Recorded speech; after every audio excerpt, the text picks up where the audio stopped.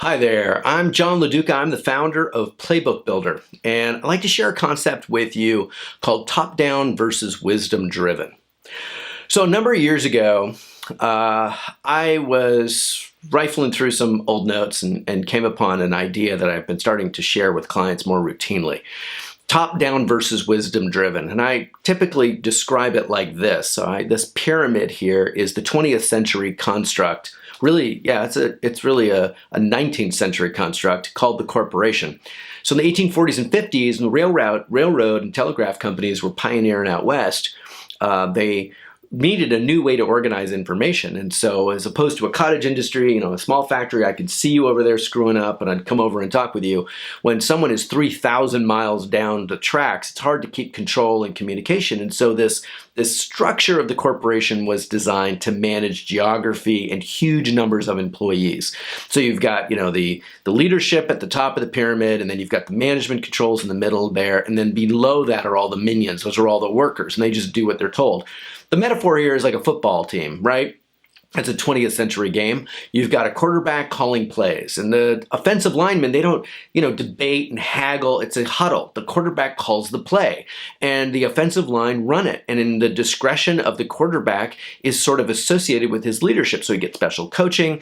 The problem with this model, though, is that for small businesses that don't have a strong layer of management, this becomes a bear trap. This model doesn't scale very well because the founder of the business who becomes the peak of that pyramid, that charismatic rainmaker, they're not necessarily a great manager. They start hiring people underneath them. Meanwhile, they're growing and getting better, and the communication gap between them and the people who work for them increases. Imagine if it was like we're runners together. This person's running a 6-minute mile at the peak of the pyramid. Meanwhile, the people underneath it are running a 10 or 12-minute mile. It's not a bad pace, but they're never going to catch that leader. He's always going to be ahead of them. And if you join that company 10 years later after he's gotten started, or she's in another time zone. She's already in another continent, and you're the brand new employee trying to catch up with all this accumulated knowledge and wisdom and capability. We saw this as a flawed model. It doesn't serve small business. It doesn't scale. You can't take a vacation if you're in the leadership position, and that gap increases year over year between that leader and the team, and it just doesn't function effectively. And so we articulated this other model. This is a wisdom-driven enterprise. This model takes the asset out of the head of the founder, the wisdom, and converts it into a corporate asset, something that can be shared, consumed, and utilized by everyone.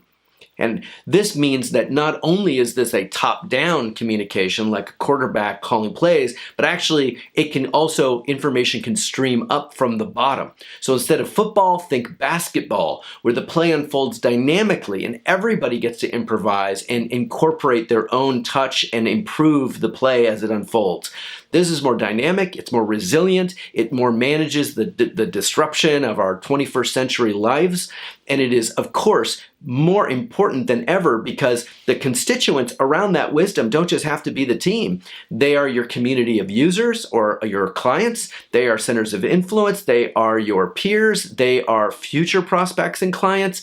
This is the entire community, and this now becomes a sounding board, a feedback mechanism to make this asset of wisdom in the middle, this intellectual property, grow.